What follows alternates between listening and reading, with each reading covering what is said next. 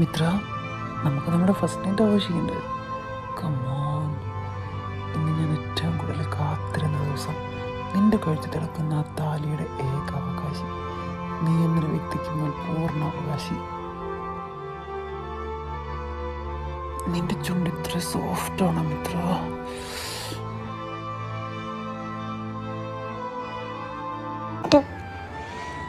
മിത്ര രക്ഷയുടെ ഭാര്യയായിരിക്കും.